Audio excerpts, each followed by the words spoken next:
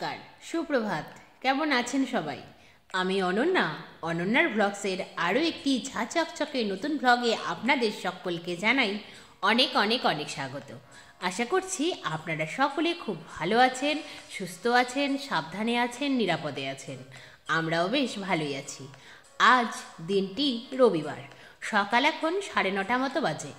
আপনাদেরকে সাথে নিয়ে ঠিক এখন থেকেই আজকের ব্লগটি আমি শুরু করছি। যথারীতি সকালে ঘুম থেকে উঠে ব্রাশ করে ফ্রেশ হয়ে নিয়েছি। তারপর মায়ের হাতে হাতে টুকটুক করে বাসি কাজগুলো কমপ্লিট করলাম। তারপর সকালবেলাকার চা পর্ব মেটালাম বাদাম কালো জিরে দিয়ে ভাজা মুড়ির সাথে। তারপরে যথারীতি রেডি হয়ে চলে এলাম আমার বাড়ির কাছের যোগমায়া বাজারটিতে। সেখানে এসে কিছু সবজি কিনলাম আর তার সাথে কিনে নিলাম মাটন। 3রা নভেম্বর লাস্ট খেয়েছিলাম বাড়িতে রান্না করে মাটন। সেদিন ছিল ভাইফোঁটা, ভাতৃদ্বিতীয়া, সেদিনই তৈরি হয়েছিল বাড়িতে মাটন। তারপরে মা আশ্বাস দিয়েছিল বটে যে বার্থডেতে মাটন খাওয়াবে, কিন্তু সে তো খাওয়ালো না। কি বলেছিল নিশ্চয়ই মনে আছে আপনাদের? বলেছিল যে যেহেতু পরপর 2 বিয়েবাড়ির ইনভিটেশন রয়েছে, সেখানে তো খাবি, সেই জন্যই বাড়িতে খাস না, অত রিচ খাবার থাইরয়েডের পেশেন্ট খায় না। এই বলেই তো যথারীতি খেতে দেয়নি। দুঃখ রাখার আর জায়গা নেই আমার। কিন্তু আজ 8ই ডিসেম্বর এসে এই বিড়ালের ভাগ্যে শিখেছিল। যাই হোক, মাটন কিনে বাড়ি এলাম। বাড়িতে এসে ভাবছিলাম আমি আর মা না হয় মাটন খাবো, কিন্তু বাবা কি খাবে? কারণ বাবা শারীরিক দিক থেকে অসুস্থ, তার সাথে বাবা ডিমেনশিয়ার পেশেন্ট। আপনাদেরকে তো আগের কয়েকটি ভ্লগেই আমি বলেছি। তো সেই জন্যেই বাবাকে সুস্থ রাখতে হবে। বাবা যেহেতু হার্টের ট্রাবল রয়েছে, তার সঙ্গে ডায়াবেটিস, ব্লাড প্রেশারও হাই, সেই জন্যই বাবাকে মাটন দেওয়া হয় না। তো বাবাকে কি খাওয়ানো যায় এই চিন্তা করতে করতেই হঠাৎ করে মাছ কাকুর হাঁক ডাক শোনা গেল। সেই জন্যই মাছ কাকুর থেকে আমরা কিনে নিলাম একটা 1 কেজি 400 গ্রাম ওজনের রুই মাছ, আর কিনলাম কিছুটা পাবদা মাছ। তারপর যথারীতি আমি ঘরের আসবাবপত্রগুলো ক্লিন করতে লাগলাম, আর মা এদিকে মাছগুলোকে ধুয়ে নুন হলুদ মাখিয়ে নিল। মায়েরও মাছ ধোয়ার পর্ব শেষ হলো, আর এদিকে আমারও ঘর গোছানোর পর্ব শেষ হলো। তারপর যথারীতি মা চলে গেল স্নান করে পুজো সারতে, আর আমি চলে এলাম ড্রেস চেঞ্জ করে রান্না করতে। আজ রান্না হচ্ছে 3 পিস রুই মাছ, আলু, ফুলকপি, বেগুন সহযোগে বাবার জন্যই মেনলি একটি হালকা পাতলা ঝোল, তার সাথে মাটন আর ভাত।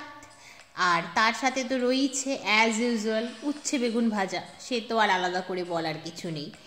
এই রান্নাবান্নাই শুরু করলাম আপনাদের সাথে গল্প করতে করতে। বাবার ঝোলটা, ভাতটা কিন্তু রেডি হয়ে গিয়েছে। এদিকে একটু বাইরে এসেছিলাম, কারণ একজন ভদ্রমহিলা বাইরে থেকে হাঁক ডাক করছিলেন, বলতে আমাদের ডাকছিলেন। বাইরে এসে দেখছি গেটের সামনে সে ছোট্ট বাছুরটি দাঁড়িয়ে আছে। তার সময় হয়ে গিয়েছে ভাতের ফ্যান বা মার খাওয়ার। আমার যেহেতু ভাত হয়ে গিয়েছিল, তাই তাকে ভাতের ফ্যান বা মারটা এনে দিতেই সেই বাছুরটি ও তার মা হাউমাউ করে খেয়ে নিল। খাওয়া শেষে দাঁড়িয়ে রইল মাথাটিকে সামনের দিকে এগিয়ে দিয়ে, যে খাওয়া হয়ে গিয়েছে, এবার একটু আদর করে দাও, তাহলে বাড়ি যাব। যাই হোক, একটু আদর করে দিলাম। আমাদের পাড়াতে যত পথকুকুর রয়েছে তাদের একটি বাড়ি থেকে খাওয়া দাওয়ার ব্যবস্থা করা হয়। সেই বাড়ির ছেলেটি এসে একটি পথকুকুরকে তার বাড়িতে নিয়ে গেল দুপুরের খাবারের জন্য। তাদের জন্য বলতে পথকুকুরদের জন্য আজ তাদের বাড়িতে রান্না হয়েছিল চিকেন। সেই চিকেন হাতে করে নিয়ে এসে তার মুখে একটু দিয়ে বোঝালো আর চিকেন হয়েছে, আর দেরি করিস না, চল। এই দৃশ্য দেখে মনটা ভরে গেল। যাই হোক, এই সব দেখলে তো চলবে না বলুন। আজ যেহেতু বাজার করে এসে রান্না করছি, আমার আজকে বেশ ভালোই লেট হয়ে গেল সব কিছু সারতে। সেই জন্যই বাবার রান্নাটা আগে করেছিলাম, কারণ বাবাকে সুস্থ রাখতে হবে, তাই বাবাকে লাঞ্চটা টাইম মতো সার্ভ করতে হবে। যথারীতি বাবাকে লাঞ্চ সার্ভ করে দিয়ে আমি মন দিলাম মাটন রান্নায়। আজকের মাটনটা সম্পূর্ণ নিজের দায়িত্বেই করে ফেললাম আমি, যদিও ম্যারিনেশনটা মাই করে দিয়েছিল, তাই মাটনটা শুধুমাত্র আমার কৃতিত্বেই হয়নি, মায়েরও যথেষ্ট কৃতিত্ব রয়েছে এতে। এই মাটন এখন একটু টেস্ট করে দেখতে হবে যে নুন ঝাল ঠিক আছে কি না। টেস্ট করলাম, তারপর যথারীতি প্রেশার কুকারে মাটনগুলোকে দিয়ে দিলাম, কারণ 2-3টে হুইসেল বাজলেই এটি সুসিদ্ধ হবে, আর মাটন সুসিদ্ধ করেই খাওয়া উচিত। আর এদিকে মা স্নান সেরে পুজো করে এলো। এই ফাঁকে আপনাদের কমেন্টগুলো একটু পড়িনি। গতকালের ব্লগে কমেন্ট করেছেন ফুলেশ্বরী সিং ব্লগস, তিনি লিখেছেন খুব সুন্দর ভিডিও দি ভাই, লাভ ইউ দি ভাই। আর কমেন্ট করেছেন সাদিয়া কুকিং হাউস, তিনি কমেন্টে লিখেছেন খুব সুন্দর হয়েছে।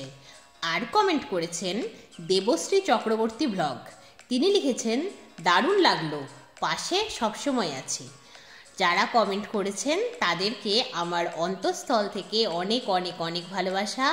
এইভাবেই আমার পাশে থাকবেন, অনন্যার ব্লগসকে সাপোর্ট করবেন, আপনাদের মূল্যবান মতামত দিয়ে অনন্যার ব্লগস চ্যানেলটিকে সমৃদ্ধ করে তুলবেন।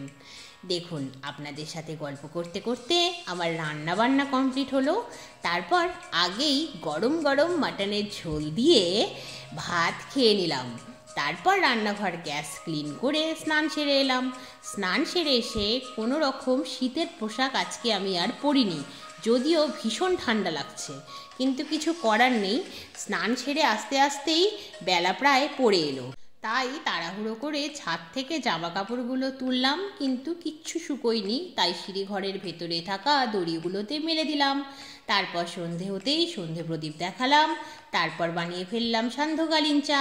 তাহলে আজকের মতো এই পর্যন্তই, আবার আপনাদের সঙ্গে দেখা হবে খুব শিগগিরই অন্য একটি নতুন ব্লগে। ততক্ষণ আপনারা সবাই খুব ভালো থাকবেন। আজকের ব্লগটি কেমন লাগলো জানাবেন, ভালো লাগলে একটি লাইক করে দেবেন, আর যদি আপনি চ্যানেলে নতুন হন তাহলে চ্যানেলটিকে সাবস্ক্রাইব করে আমার বন্ধু হয়ে যাবেন। টাটা।